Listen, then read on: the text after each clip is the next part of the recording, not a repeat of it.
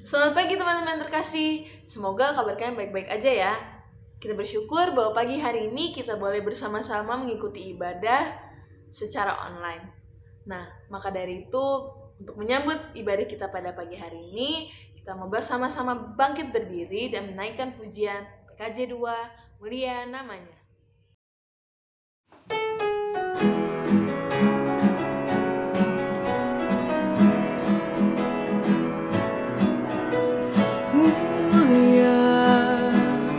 Mulia namanya, bagi Yesus kemuliaan puji sembah.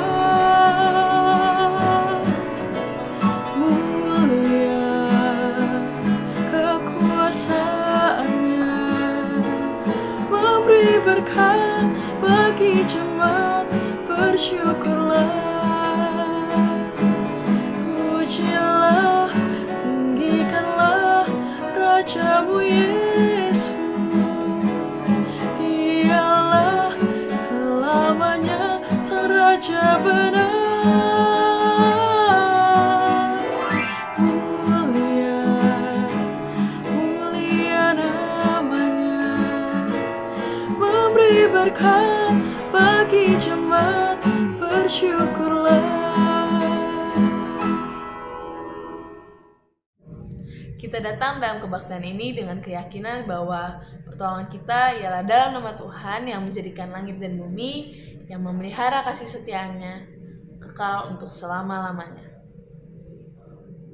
Salam sejahtera bagi saudara yang datang dalam nama Tuhan, Tuhan beserta saudara. Halo teman-teman tahu nggak sih tema kita hari ini apa? Tema hari ini adalah hikmat harta yang paling berharga. Nah, teman-teman sendiri tahu nggak arti hikmat itu apa? Arti hikmat adalah kebajikan atau kearifan seseorang untuk menilai atau menentukan suatu hal dalam kegiatan kehidupan sehari-hari. Nah, salah satu contohnya ketika di tengah pandemi seperti ini, kita diminta untuk berhikmat dalam mengambil keputusan. Salah satunya keputusan untuk keluar rumah. Apakah keluar rumah itu ada sebuah kepentingan pekerjaan atau hanya kita untuk have fun? Nah, aku saranin untuk teman-teman selalu stay at home aja ya. Pertanyaannya, apakah hikmat itu penting untuk generasi muda seperti kita?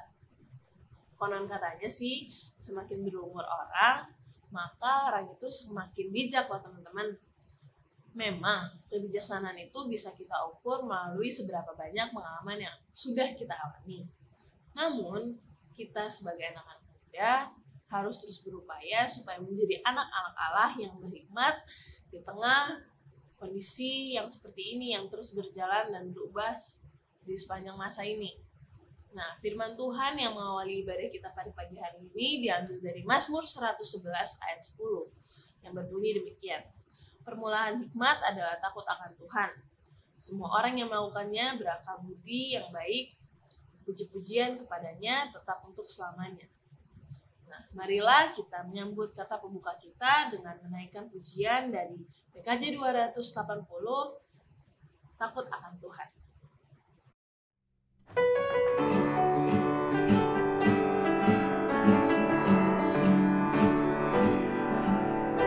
Takut akan Tuhan, yaitu permulaan pengetahuan. Tapi orang bodoh selalu menghina hikmat dan didikan.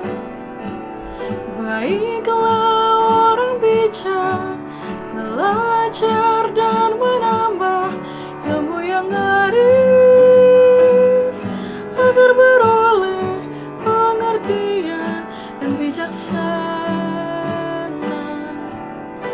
Wahai anak-anak, dengarkanlah didikan seorang ayah, dan perhatikanlah supaya engkau beroleh pengertian. Karena ku berikan petunjuk serta ilmu yang baik padamu,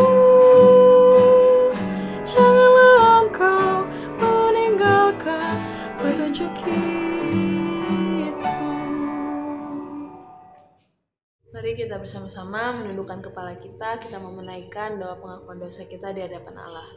Mari kita bersatu dalam doa. Bapa yang baik, terima kasih Tuhan buat segala waktumu buat kami Bapa. Terima kasih Tuhan kalau misalnya kami boleh melakukan seminggu ini Tuhan, kami boleh berjalan bersama-sama dengan Engkau Bapa. Tuhan, ampuni kami Tuhan, kalau minggu-minggu ini Tuhan kami seringkali tidak menggunakan waktu kami dengan baik. Ampuni kami Tuhan kalau minggu-minggu ini kami tidak mengerjakan tanggung jawab kami Tuhan dengan baik. Bahkan terkadang kami melawan orang tua kami Tuhan, kami tidak taat dan setia kepada Engkau Bapa. Ampuni kami juga Tuhan kalau seringkali Tuhan kami tidak menggunakan hikmat yang telah Engkau berikan kepada kami Bapa. Kami tahu Tuhan, kasih pengampunan-Mu Tuhan ada terus untuk kami Bapa. Biar Tuhan ajar kami untuk selalu senantiasa melakukan hal yang baik Tuhan sesuai dengan kehendak-Mu saja Bapa. Terima kasih Tuhan. Ini doa pengakuan dosa kami yang kami naikkan di hadapan-Mu.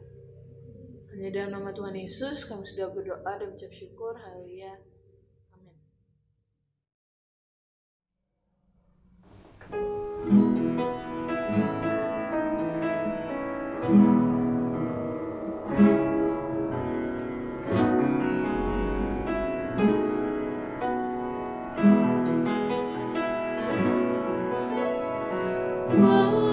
Mampirlah dengar doaku, Yesus penebus. Orang lain kau ampuni, jangan jalan terus. Yesus Tuhan, dengar doaku. Orang lain kau ampuni, jangan jalan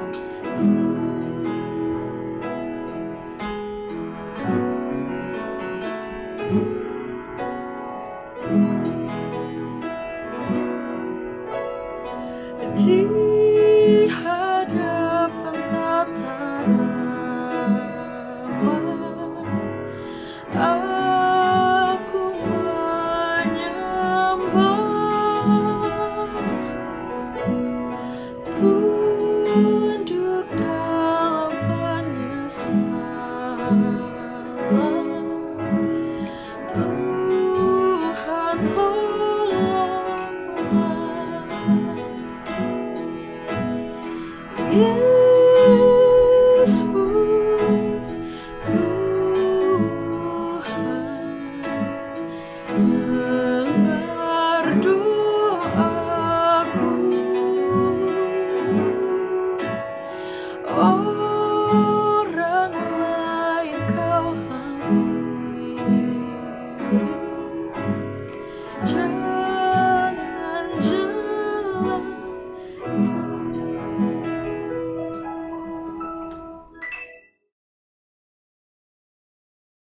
Bagi setiap kita yang telah mengakui dosa di hadapan Allah, diberikan berita anugerah yang diambil dari 1 Korintus 1 ayat 30. Tetapi oleh Dia, kamu berada dalam Kristus Yesus, yang oleh Allah telah menjadi hikmat bagi kita, yang membenarkan dan menguduskan dan menebus kita. Demikian berita anugerah dari Tuhan. Syukur kepada Allah. Teman-teman, mari kita satu di dalam doa untuk pemberitaan firman. Mari kita satu di dalam doa. Puji dan hormat kami panjatkan kepadamu, ya Tuhan kami Yesus Kristus, karena pada saat ini kami bersyukur memiliki kesempatan kembali untuk membuka, membaca, dan merenungkan sabda Tuhan, dan nantinya juga akan kami lakukan. Biarlah Tuhan Engkau penuhi hati kami dengan sukacita, dengan damai sejahtera, agar firman yang nanti boleh dibagikan ini boleh memperkuat kami untuk kami terus melakukan apa yang sesuai dengan kehendak-Mu saja. Berilah kami hikmat Bapa di surga agar kami boleh mengerti apa yang Tuhan kehendaki bagi kami lewat hamba-Mu dengan segala keterbatasannya. Bersabdalah kepada setiap kami Bapa di surga, karena kami bersedia untuk mendengarnya. Dalam nama Tuhan kami Yesus Kristus, kami berdoa dan mengucap syukur. Amin. Bacaan kita pada saat ini diambil dari kitab Amsal, pasal yang keempat ayat 5 sampai yang ke-8. Amsal pasal keempat ayat yang ke-5 sampai yang ke-8, yang berbunyi demikian. Perolehlah hikmat, perolehlah pengertian, jangan lupa dan jangan menyimpang dari perkataan mulutku. Janganlah meninggalkan hikmat itu, maka engkau akan dipeliharanya. Kasihilah dia, maka engkau akan dijaganya. Permulaan hikmat ialah, perolehlah hikmat, dan dengan segala yang kau peroleh, perolehlah pengertian. Junjunglah dia, maka engkau akan ditinggikannya, engkau akan dijadikan terhormat apabila engkau memeluknya. Demikianlah bacaan firman Tuhan, yang berbagailah mereka yang mendengar, memeliharanya dalam hidup hari lepas hari. Haleluya. Selamat pagi teman-teman semua, salam sehat, salam sukacita. Pada saat ini tema kita adalah hikmat harta yang paling berharga.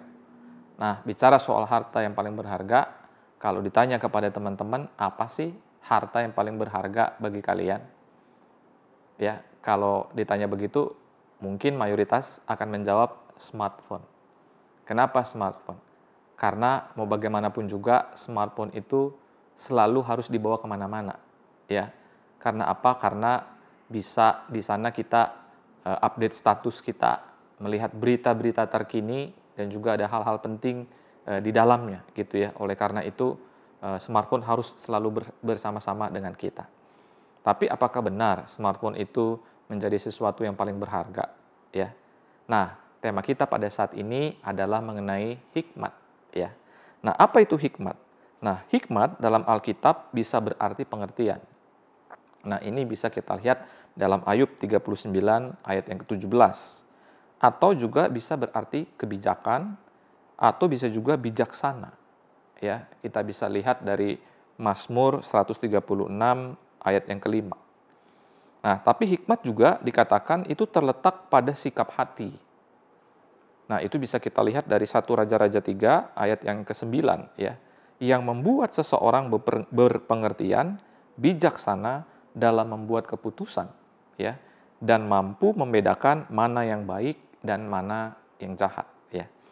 Nah, kita bisa lihat contohnya adalah ketika Raja Salomo membuat keputusan ketika dua orang perempuan memperebutkan seorang anak ya.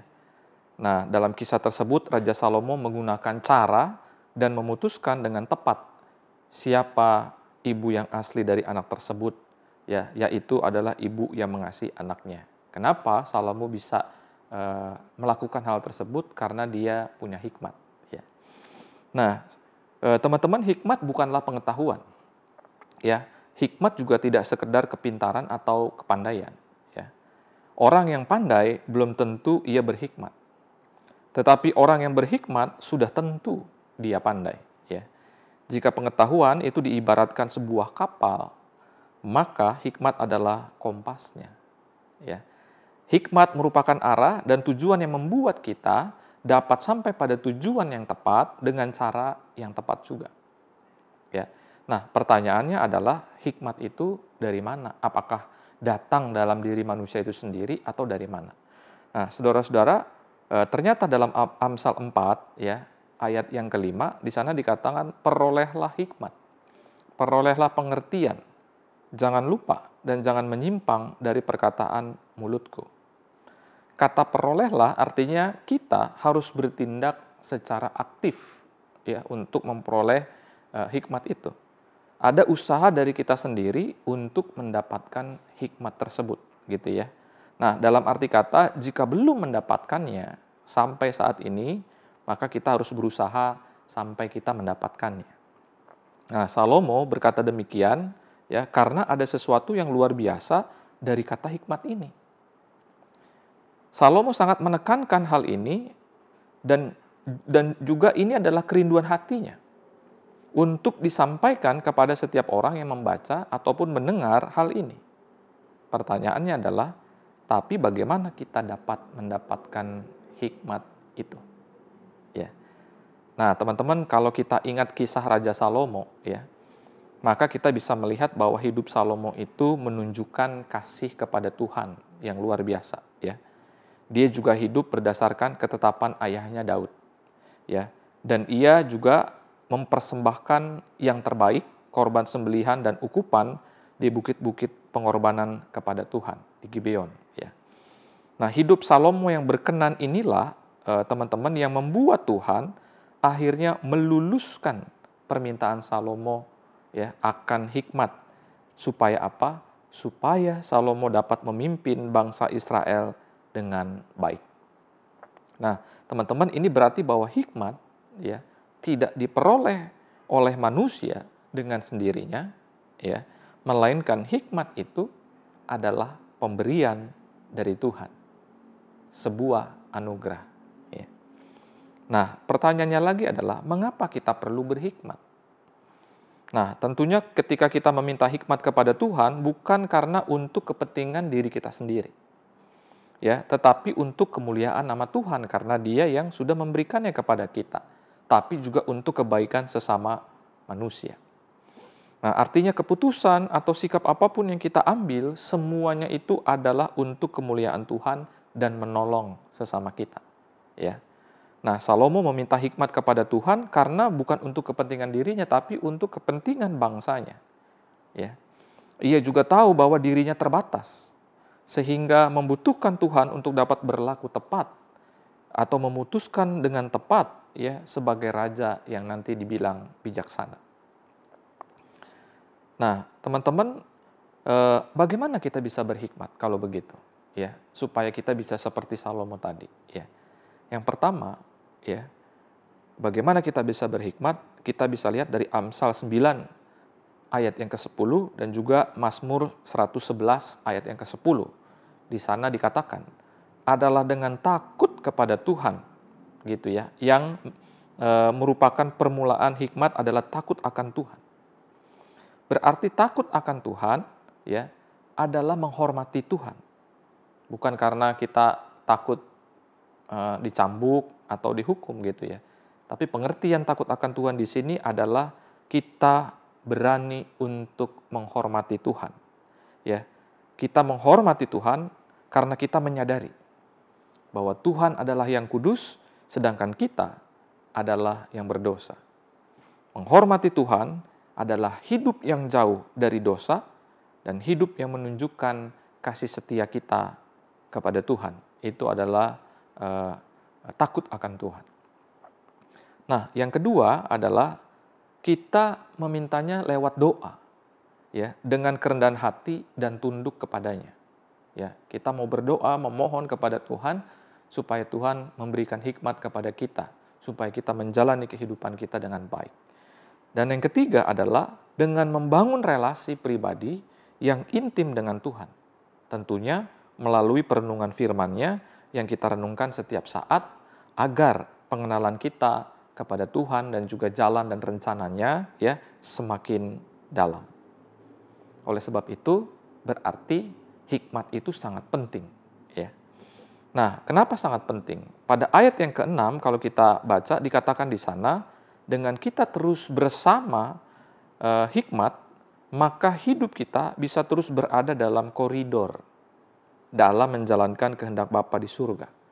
Sehingga hidup kita tidak menyimpang ke kiri ataupun ke kanan. Intinya apa? Intinya hidup kita hanya memuliakan nama Tuhan. Dan hidup dengan memuliakan nama Tuhan artinya apa saja yang kita kerjakan dengan menggunakan hikmat. Ya, meski kita harus melewati tantangan, hambatan, badai, gelombang, kita melewatinya dengan hikmat. Karena apa? Karena Tuhan beserta dengan kita. Nah, teman-teman, segala sesuatu yang dimulai dengan hikmat, ya, akan terencana dengan teratur dan dengan baik. Segala kemungkinan yang akan terjadi itu sudah diantisipasi dan diatur dengan baik. orang berhikmat tidak akan membuang tenaga, pikiran, waktu dengan percuma. Dia pasti menggunakan tenaga, pikiran, waktunya, dan lain-lain secara efektif dan efisien. Ya. Bukan asal jadi dan serampangan. Orang berhikmat berpikir sebelum mengerjakan. Ya. Bukan mengerjakan dulu, baru berpikir. Ya. Nah, oleh karena itu pada saat ini, teman-teman, ketika kita berbicara hikmat, kita kan juga pada minggu ini masuk di dalam bulan keluarga, yaitu minggu pertama dalam bulan keluarga gereja kita, gitu ya. Nah, gereja kita memulai bulan keluarganya dengan tema itu adalah home. Nah, itu singkatan, Heart of My Everything, di mana keluarga adalah segalanya. Ya, jadi teringat kepada perkataan Tuhan Yesus yang mengatakan, di mana hartamu berada, di situ juga hatimu berada, gitu ya. Itu berarti keluarga adalah harta kita yang berharga, ya. Begitu juga dengan hikmat. Kita tidak akan pernah mendapatkan hikmat di dunia ini. Ya, karena kita hanya bisa mendapatkan hikmat dari Tuhan. Oleh karena itu, hikmat adalah sesuatu yang berharga karena Tuhan yang memberikannya kepada kita. Nah, sumber segala hikmat itu adalah Kristus. Kalau kita baca dalam Kolose 2 ayat yang ketiga, sumber segala hikmat adalah Kristus. Nah, jadi inilah yang menjadikannya sebagai harta paling berharga di dalam hidup kita. Tidak seperti emas, umur panjang, atau kejayaan, karena hal-hal tersebut akan sirna dalam perjalanan waktu. Ya. Namun ketika orang dipenuhi hikmat, ia akan terus hidup bersama dengan Tuhan apapun kondisi dan situasi yang ia hadapi. Jadi emas, permata, kejayaan, usia tidak membawa kepada kebahagiaan sejati, justru yang membawa kebahagiaan yang sejati adalah hikmat yang bersumber dari Kristus. Disitulah kita bisa merasakan kebahagiaan yang sejati. Karena Kristus juga merupakan segala-galanya di dalam kehidupan kita. Nah, teman-teman, dengan kita berhikmat, maka kita akan terus mengandalkan Tuhan. Dan kita bersedia juga memberi ruang bagi Tuhan untuk terus berkarya dengan hidup yang mau mengucap syukur. Ya. Dalam segala hal tentunya, bukan dalam hal-hal tertentu, tapi dalam segala hal. Inilah yang membuat kita dapat terus melangkah dan juga dapat terus melanjutkan kehidupan yang benar di dunia ini sesuai dengan apa yang Tuhan kehendaki. Ya. Artinya dengan kita berhikmat, kita berarti menerima undangan Allah untuk masuk ke hadirat-Nya yang kudus. Jika hikmat dimulai dengan takut akan Tuhan, yaitu kita hidup dengan hormat kepada-Nya yang kita tunjukkan melalui hidup yang tidak sembarangan, maka pada saat ini pun kita sebagai anak-anak Tuhan, sebagai pemuda dan remaja, juga sudah semestinya tidak memperlakukan anggota keluarga kita dengan sembarangan. Jangan pernah memperlakukan orang tua kita dengan sembarangan. Jangan pernah mau berkata kasar.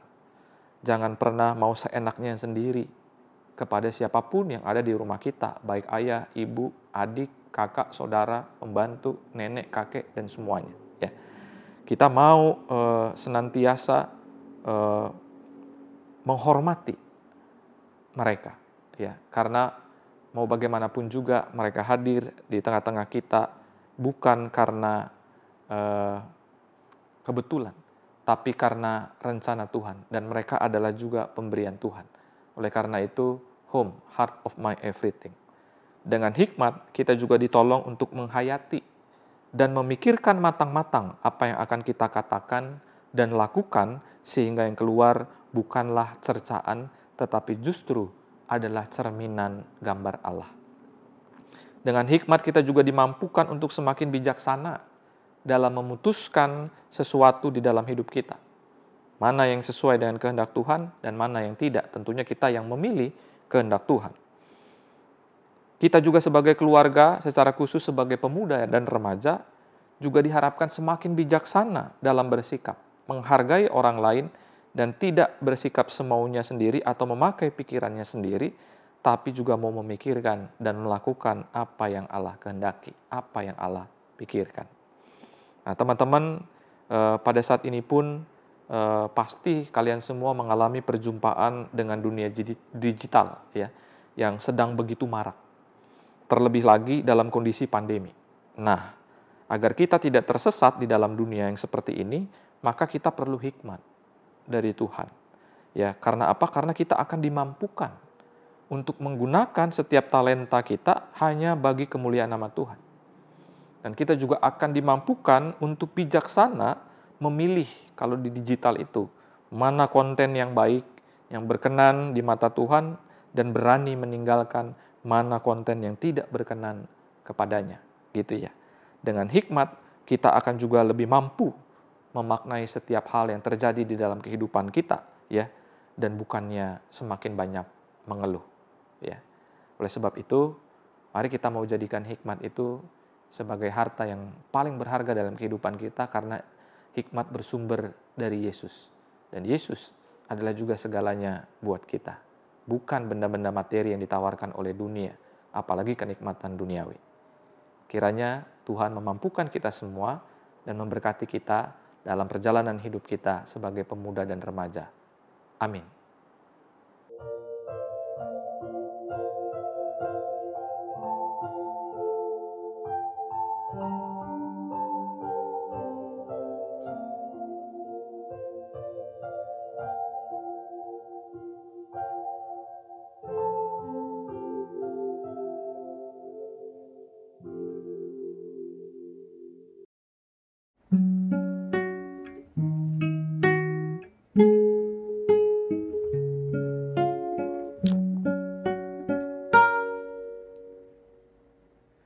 Ajar kami Tuhan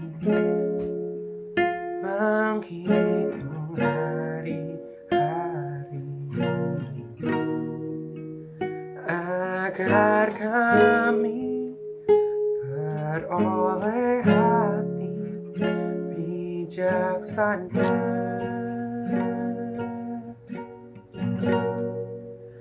Ajar kami Bapa hidup dalam jalan-Mu, agar semua rencana-Mu digenapi. Mulialah nama-Mu Tuhan, dan ajaib jalan-Mu. Pimpin kami di setiap waktu, besar setiamu Tuhan, agunglah karya-Mu. Yesus, kami bersyukur padamu.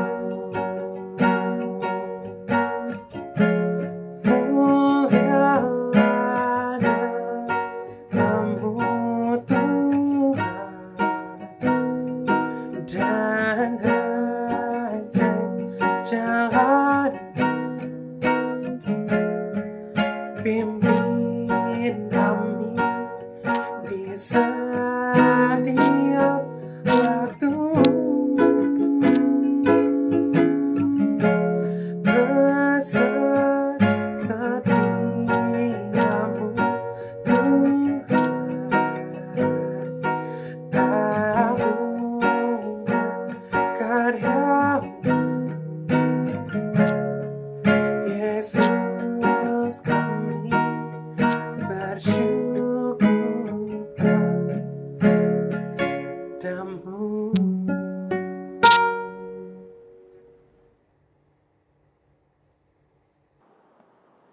Marilah kita bersama dengan umat Allah di masa lalu, masa kini, dan masa depan, mengingat pengakuan pada baptisan kita dengan mengucapkan, Aku percaya kepada Allah, Bapa yang Maha Kuasa, Khalik langit dan bumi, dan kepada Yesus Kristus, anaknya yang tunggal Tuhan kita, yang dikandung dari Roh Kudus, lahir dari anak darah Maria, yang menderita sengsara di bawah pemerintahan Pontius Pilatus, disalibkan, mati dan dikuburkan, turun dalam kerajaan maut. Pada hari yang ketiga, bangkit pula dari antara orang mati, naik ke sorga, duduk di sebelah kanan Allah, Bapa yang Maha Kuasa, dan dari sana ia akan datang untuk menghakimi orang yang hidup dan yang mati. Aku percaya pada Roh Kudus, gereja yang kudus dan am, persekutuan orang kudus, pengampunan dosa, kebangkitan orang mati, dan hidup yang kekal. Amin. Mari kita naikkan doa syafaat kita, mari kita satu di dalam doa. Mari kita berdoa. Bapa di dalam surga, pada saat ini kami mengucap syukur untuk firman Tuhan yang boleh Tuhan bagikan kepada kami. Ajarlah kami untuk terus berhikmat, agar di tengah-tengah kehidupan kami, baik keluarga, pekerjaan, sekolah, dimanapun Tuhan tempatkan kami boleh memancarkan kasih karunia Tuhan kepada setiap orang yang berjumpa dengan kami. Bapa, kami juga berdoa pada saat ini untuk kondisi bangsa dan negara kami yang masih dilanda penyebaran virus COVID-19. Tuhan, tolonglah supaya Engkau memberkati pemerintahan kami yang dipimpin oleh Bapak Joko Widodo bersama jajarannya yang terus bekerja keras untuk menanggulangi penyebaran virus ini. Dan biarlah mereka yang bekerja Tuhan lindungi, agar mereka semua baik di tingkat pemerintahan, di tingkat medis, dan juga di tempat-tempat di mana yang terkoneksi dengan COVID-19, Tuhan lindungi dan sertai mereka yang bertugas agar terbebas dari COVID-19 ini. Kami juga berdoa, Tuhan Yesus, agar kami, Tuhan berikan hikmat, supaya boleh mentaati protokol kesehatan dengan ketat, karena kami tahu bahwa hal ini kami lakukan bukan untuk kepentingan diri kami sendiri, tapi juga untuk keselamatan orang lain yang bersama-sama dengan kami. Kami juga berdoa pada saat ini bagi gereja Tuhan, dimanapun gereja Tuhan berada, yang terus melakukan perubahan di dalam setiap kegerakannya. Tuhan juga berkati, karena setiap gereja Tuhan sekarang sudah memulai kegiatan secara online. Oleh sebab itu, Bapa berkati supaya kegiatan yang dilakukan secara online ini boleh terus memberkati banyak orang, memberkati umat, sehingga kami boleh berjumpa dengan Tuhan lewat apa yang disampaikan. Kami juga berdoa Tuhan Yesus untuk anak-anak kami, secara khusus di pemuda dan remaja. Tuhan juga berkati mereka di dalam pergumulan hidup mereka, di dalam apa yang mereka lakukan dan pikirkan. Tuhan kiranya juga mau turut campur di dalamnya. Biarlah mereka boleh semakin semangat, boleh semakin mengerti, boleh semakin memotivasi orang-orang yang ada di sekitarnya untuk terus mengandalkan Tuhan. Kami berdoa juga untuk mereka yang sedang sakit. Tuhan juga berkati mereka agar mereka boleh Tuhan pulihkan dan sembuhkan dari sakit penyakitnya. Mereka yang kehilangan pekerjaan ataupun orang-orang yang terkasih, Tuhan juga berikan mereka ketabahan, kekuatan, dan juga perlindungan, supaya mereka boleh terus melanjutkan kehidupannya dengan penuh semangat dan dilindungi oleh Tuhan. Terima kasih Bapa di surga, inilah doa kami, dalam nama-Mu Tuhan kami Yesus Kristus, kami berdoa dan mengucap syukur. Amin. Saudara-saudara yang terkasih, dengan rasa syukur dan sukacita, marilah kita memberikan persembahan yang terbaik baginya dengan mengingat firman Tuhan dalam 1 Tesalonika 5 ayat 16 sampai dengan 18 yang menyatakan, bersukacitalah senantiasa, tetaplah berdoa, mengucap syukurlah dalam segala hal, sebab itulah yang dikehendaki Allah di dalam Kristus Yesus bagi kamu.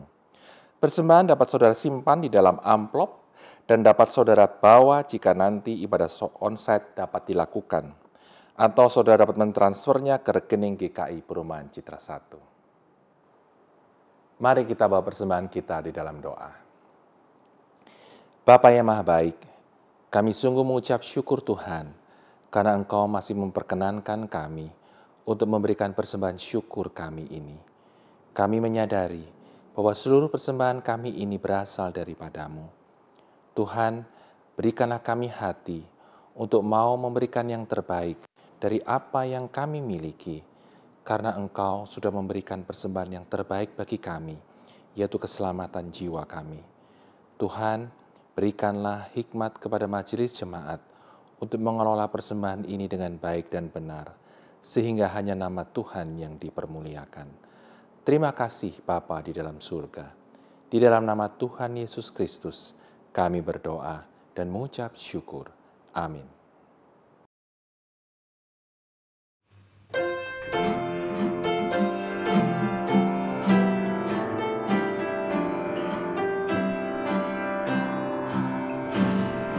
Inilah rumah kami, rumah yang damai dan senang. Siapa yang menjamin, tak lain Tuhan sajalah. Alangkah baik dan indah jikalau Tuhan beserta. Sejahtera semua, sekeluarga bahagia.